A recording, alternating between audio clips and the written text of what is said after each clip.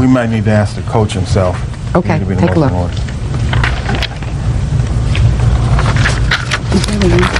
Tell me your name. I'm Shani Guzman. Tell me what you do for the team. I was the assistant coach for running backs and quarterbacks. There's one kid here that missed 1 day, and another child that missed the first 2 days, but they made the team. So the answer is nobody else missed the entire week. One missed 1 day, one missed 2 days, but nobody who made the team missed the entire week of Hell Week. Nobody. So prove to me discrimination when your coach is a woman, when nobody else made the team who had missed the entire week. Convince me that you were discriminated against. I ran for about the whole practice, doing nothing but running, the whole field. Yes, Everybody was watching me, yes. and that's about all I did. She didn't get to join in most of the exercises. She did some, but that didn't happen to anybody else. None of the correct? boys did that. Your Honor, she had the condition.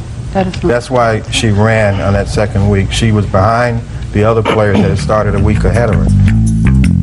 Judge Judy will continue in a moment.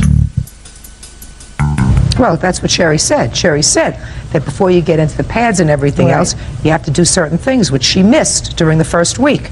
Right? Right. But you want a special treatment for your daughter. Can't get that. No. They had every right in the world if she didn't show up, according, I Doesn't assume say to them. that. I'm speaking. They had every right in the world to say, you don't show up for Hell Week, you're not going to be even considered for the team. There is no place in their rules that it says that.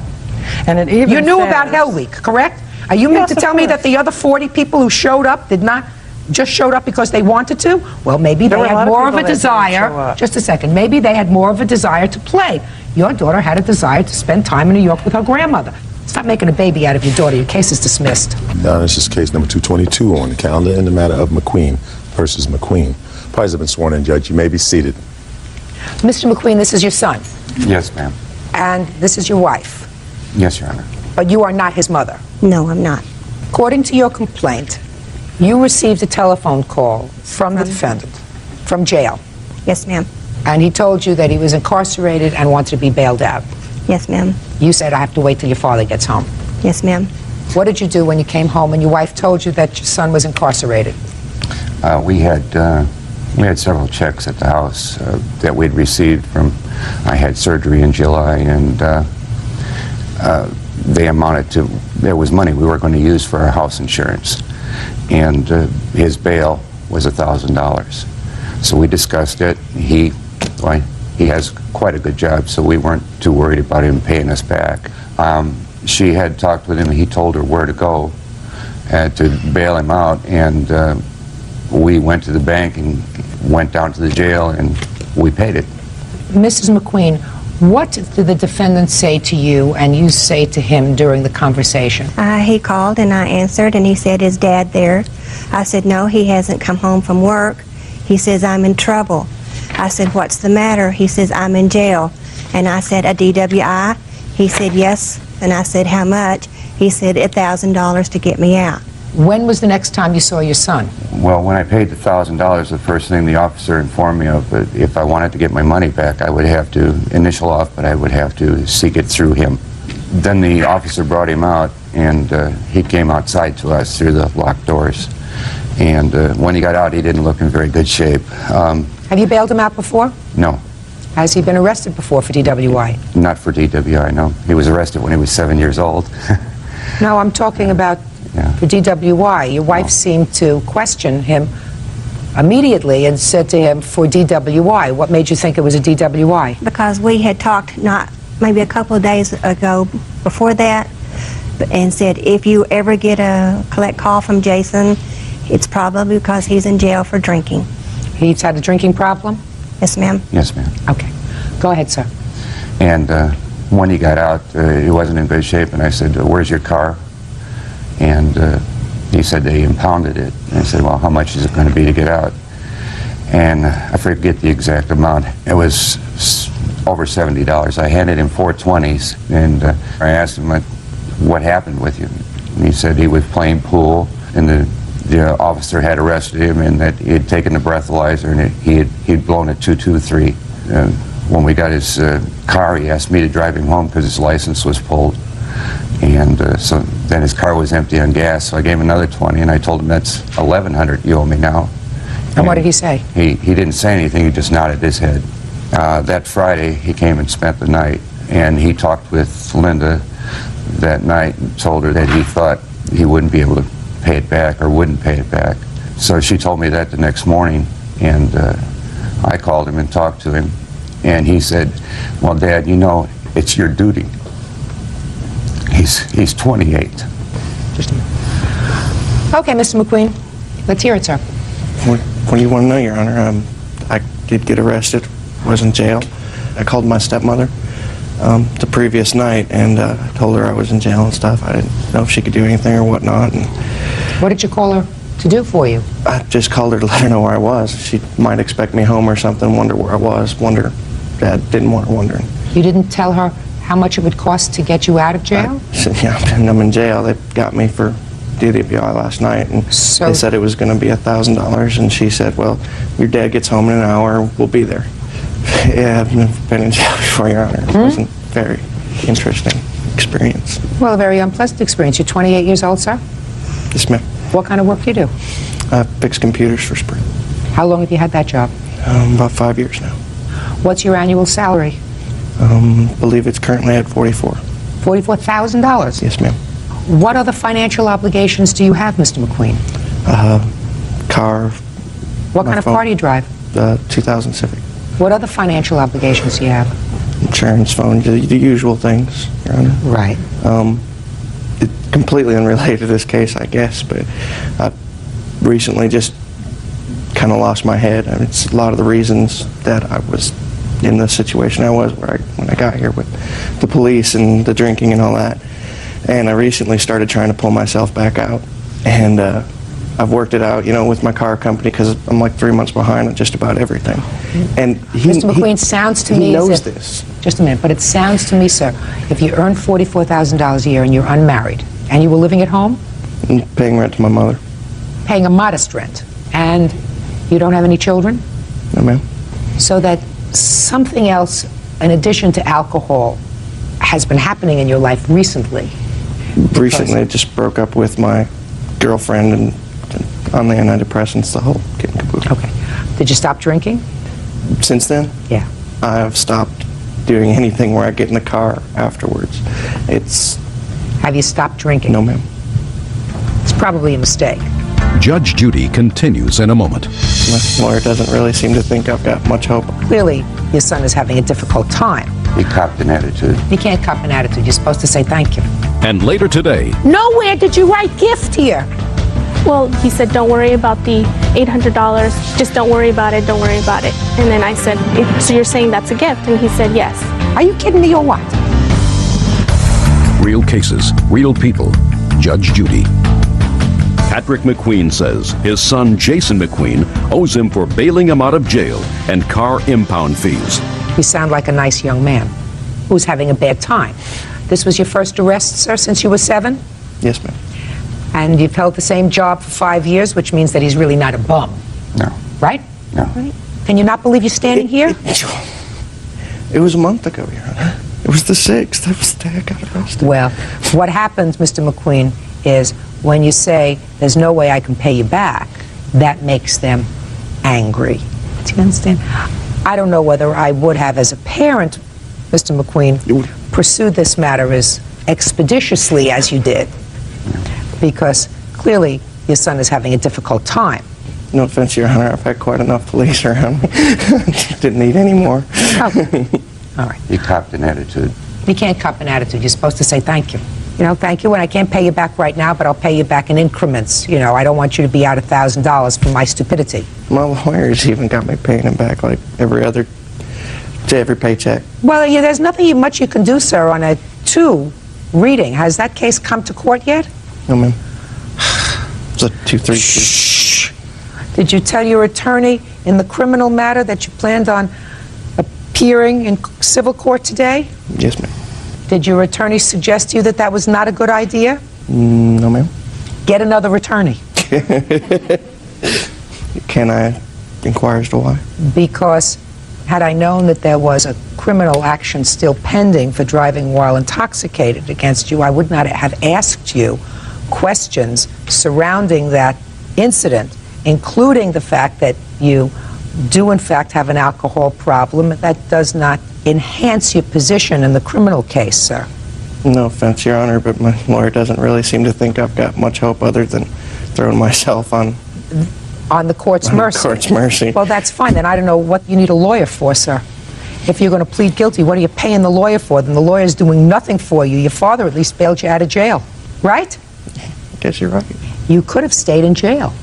The cost of a 5-year job, Your Honor. Absolutely. So it was a good thing that your dad helped you out.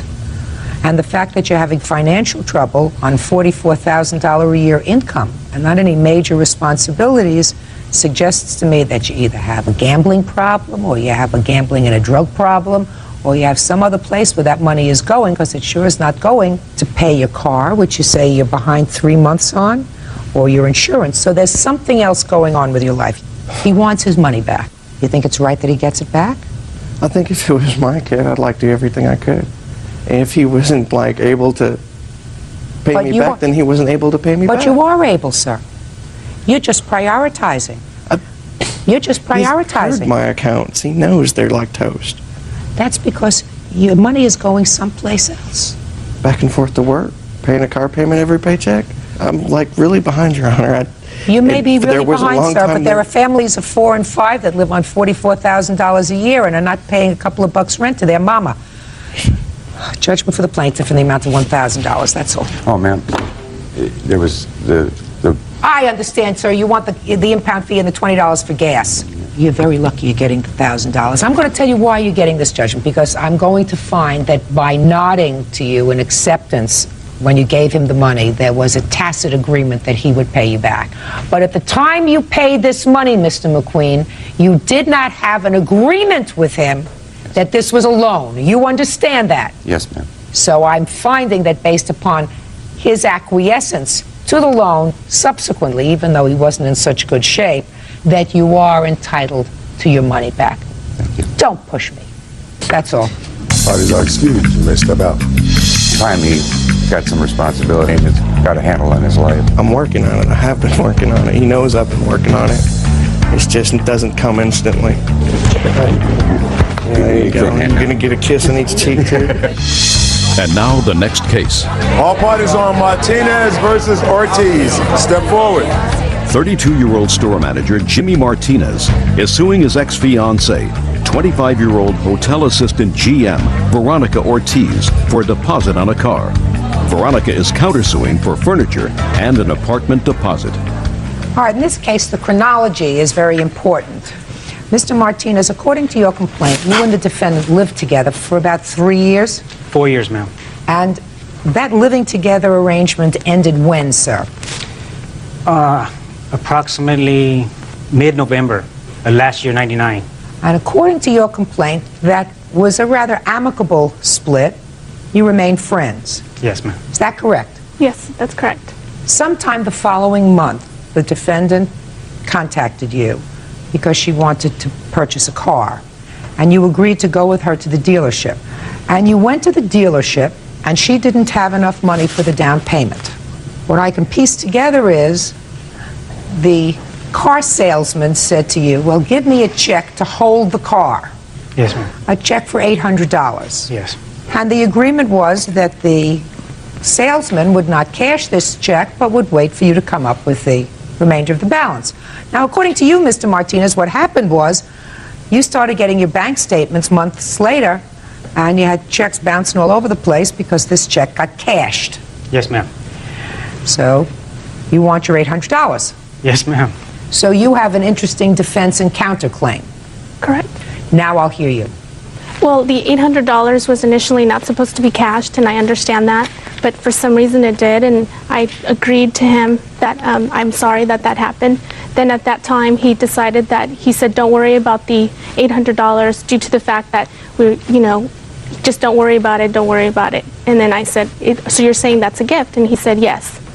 Are you kidding me or what? No, no, Your Honor.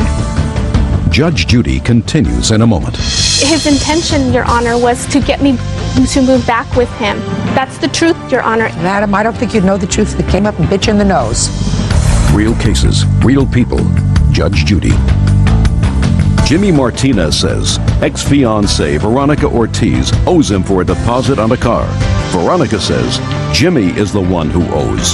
So now you're telling me under oath that he told you forget about the $800. It was a gift. Correct. So let me read to you what you wrote in your answer. He has a lot of nerve taking me to court. You say we were engaged, making wedding plans. Who cares about that? Finally, in September of 1999, I had enough of his mental and physical abuse.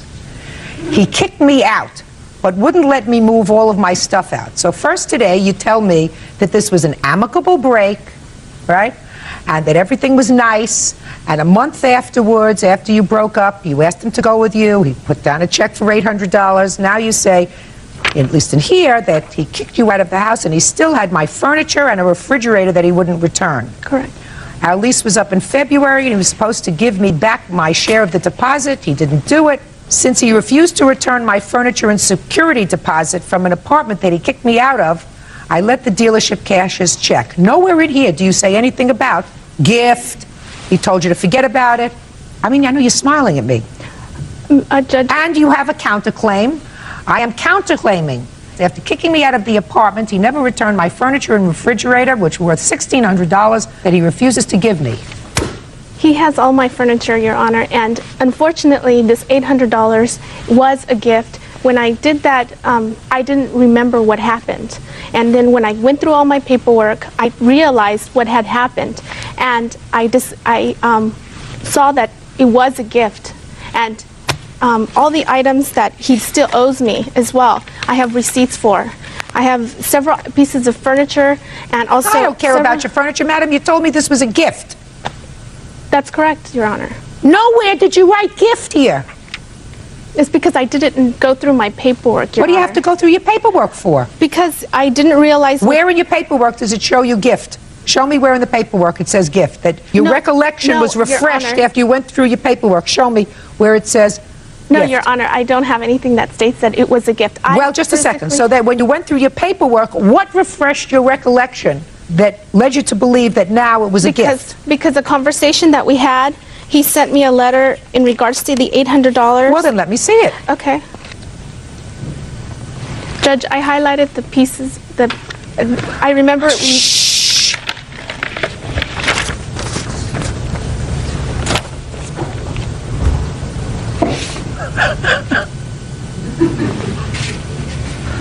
All right, let me read this. What refreshed her recollection that this was a gift. This is a letter written by you, sir, to her on the 31st of July of this year. Yes, ma'am. You write to her, I immediately called you to make arrangements for repayment when you found out that they had cashed the check. You said you couldn't pay me at that time and asked me if I would take several pieces of furniture in lieu of the money.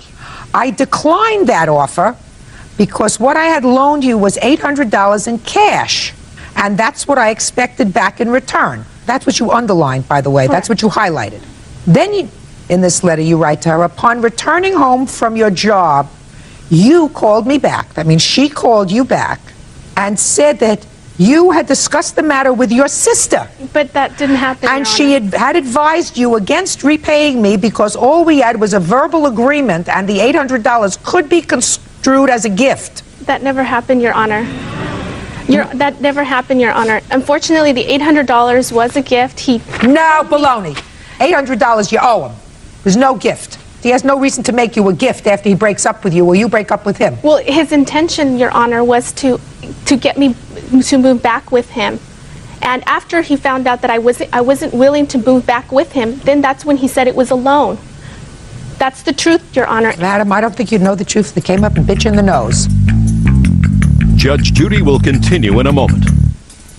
Now let's get to your counterclaim. You broke up with him a year ago. And you say you left furniture in the apartment after you broke up. And you could have taken all your stuff with you when you left, because you just told me, despite the fact that you wrote here, that it was an amicable breakup. But I still had furniture there, Your Just Honor. you should have taken it with you if you felt as if it was your furniture. Your Honor, he wouldn't let me take my furniture. Oh, no, no, no, no. No, if we were friends, no, but just a he still second. didn't let me take my furniture. Just a second.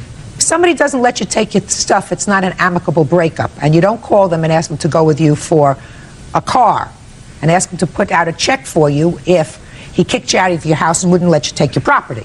And then he doesn't find out that they cashed his check for months. Now you've had November, December, January, February, March, April, May. You've had 7 months to file a lawsuit against him for your furniture. Your Honor, I don't want to have anything to do with this gentleman.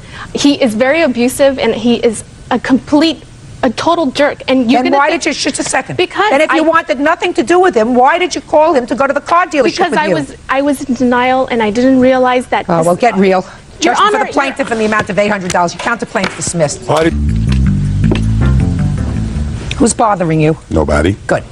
Your Honor, this is case number 157 on the calendar, the matter of Jones versus Thomas. Parties have been sworn in, Judge. You may be seated. Ma'am, have a seat, please. Ms. Jones, you and the defendant were going to a party together. And you were driving a car. Whose car were you driving? Mine. And according to you, you got blotto drunk at the party. Yes. First dumb thing. And you went out to your car and passed out. And at some point, Miss Thomas came out of the party, and she drove the car home. Yes. That was her intention. Yes. And she got into the driver's seat, started the car, proceeded on her way, got into a car accident, and you want her to pay for the damage to the car. Yes. Okay. How long have you known Miss Thomas? She's a mutual friend of a friend that we both know. Did you make arrangements with her before you got to the party about what was going to happen if somebody drank too much? That was already organized. My witness. No, you organized it. You were driving your car. Yeah, there were designated drivers there at the party because she had planned for them to be there. Okay. Now, when Miss Thomas came out, she got into the driver's seat. Were you aware that she was there? I was asleep. And what was the next thing that happened? I woke up in an accident. I don't know what happened. You don't know what happened? I know we woke up in an accident. I knew that she shouldn't have ran the stop sign. Well, you don't know anything because you were, according to you, dead drunk, right? Yeah, I was asleep. Drunk? All right, so you don't really know what happened. Is that right? No, I don't know how she got into an accident. You don't know what happened. You don't remember anything from the time you made your way out of the party and collapsed in the car, according to you, until the time you were in the accident and jolted from the accident. Yes. So, Ms. Thomas, I'm going to turn to you. According to you, you came out of the party. Had you been drinking? No. I had a drink. Let me correct myself. I had drunk prior to the party because they had a gathering before we went to the party. What did you have to drink before you went to the party? I had a cup of Hennessy, 1 cup of cognac Hennessy. And you had nothing to drink at the party? At the party, no, I didn't drink at all. Why? Because in the party, I didn't have really not much money on me. And she had a big jar of some kind of drink with blue juice or so forth. I don't know what it was. That she had I tasted, but I didn't actually, have a drink on my own. I don't care whose drink it was. You did have something to drink at the party. Yeah. You didn't have your drink, you had her drink. Right. Her blue juice. Yeah, whatever. What happened when you got to the car, Miss Thomas? When we got to the car, we sat in the car for a little while. Who's we? Me, her, and 2 of her cousins. We was talking. We had a smoke break. We got to the car. We smoked. They smoked or whatever. We smoked what? We smoked. Cigarette smoke. Cigarette. Anything other than cigarettes? No, ma'am. No. Okay. And we all talked. We all talked in the car, so forth. And then after that, she was sleeping in the passenger seat. In the club, several times she told me at the table. Who told you? Keisha. She told me, "Can you drive?" She kept on making. She kept on making suggestions and asking me questions. Could I drive? On our way going there, she said that she was really feeling the liquor or so forth. She was like, "You might have to drive home." So I kind of set in my mind that I'm not going to drink too much, even though she did ask me did I have license. I told her I did not have license. Okay. I said, "Do you have license?" She said, "No, she don't have license neither."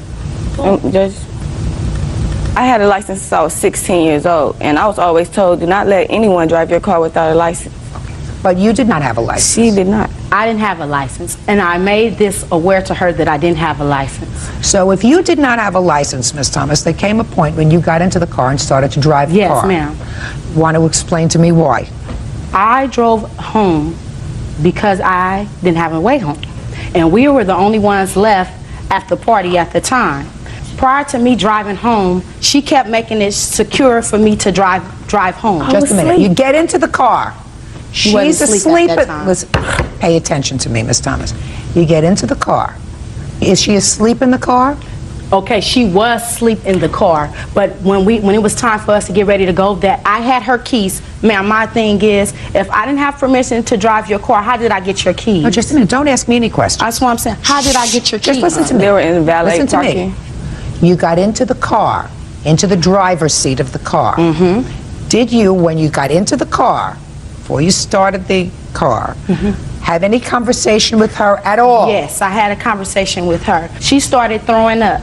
I had turned to her, and I opened the passenger door. I leaned and pushed her head out the door so she could throw up out the door and not into her car. I was trying to help her out. I wiped her with one of her children's diaper towel. I helped her put her seatbelt on, and I asked her, was you ready? She said, yeah, I'm ready, let's go.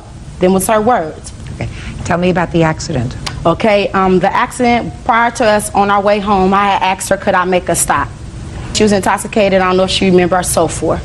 However, I'm coming up 55th. I stopped at the stop sign. I looked both ways. I didn't see no car. As I hit, going on over to the intersection, bam, a car out of where it came from, I don't know. I didn't see no lights. I didn't see anything. It just hit us. Bam. I shook her, and I just told her that these gentlemen has just ran into us, that we had a car accident. What? Or whatever, she pops up out of her, she's like, we have a car, whatever. So by us being in the middle of the street, I backed the car up, and I parked it where we would be out the middle of the street. So here come these two gentlemen. They all ranting and raving. She's mad that we's in the accident. These gentlemen, we two women out here, it's 2, 3 in the morning. We're by ourselves, and it's two men, and then they ranting and raving. I don't know what they're going to try to do to us. I don't know if they're going to bring any harm to us. So me, with my mouth, I'm not going to let nobody, do nothing, no harm to me. I said to them, no, it's not my fault. That says, how everyone, you get in an accident, they want to blame you. I'm trying to calm her down to explain to her what went on. I'm trying to explain to these gentlemen what went on. Thank God that we was over somewhere where I have family. So I asked her, I said, Keisha, come on with me and get out the car for the police or anybody. We involve the police or however. You're drunk, and they smell of liquor. She refused to leave. She refused anything. She would not agree with me at all. Fine. So the police arrived at the scene? No, I had left the scene. Yeah, she left when the police I came. left because she refused to help. You left the scene? Yes, I left the scene and went to my cousin's house. Judge Judy continues in a moment. They gave you a ticket for running a stop sign? No, they gave me a ticket for no license. She didn't even give the police her real name. Real cases, real people. Judge Judy. Kaikisha Jones says her former friend, Tanya Thomas, owes her for wrecking her car. Tanya says it was the other driver's fault. So you left your friend alone at 3 o'clock in the morning? Yes, ma'am. In the car with two men. Two men that she was talking to. That she was made herself accountable to. You left. And you didn't leave and go and call the police because you said you didn't know what these two men were going to do to you. You said that to me a moment ago. You didn't know what they were going to cause any harm to you. So you leave your friend who's drunk with these two strangers, even though you were in fear, and you didn't go immediately to call the police? No, ma'am. Well, that was a big mistake. I mean, there were a lot of mistakes here, but that was a mistake. Don't you see that? Okay, reason why I didn't call the police because the gentleman had already called the police prior to me calling. Before I could call. I'm not ready for you yet. Okay. So you heard the two gentlemen calling the police? I heard, yes, ma'am. And you took off? No. Yes, you did. You left. No. Hey, you left. You didn't wait for the police. Miss Thomas, you didn't wait for the police. Yes. All right. Yes. Did you come back to the car? Yes, ma'am. How much later? Right afterwards. Were the police there when you arrived? Yes. Oh. They arrived at the same time I arrived. Okay. Did they give you a breathalyzer test? No, ma'am. But they gave you a ticket for running a stop sign, No, they gave me a ticket for no license. but not for running the stop No, sign. ma'am. She didn't even get a police her real name because she don't have a license. Well, they must have asked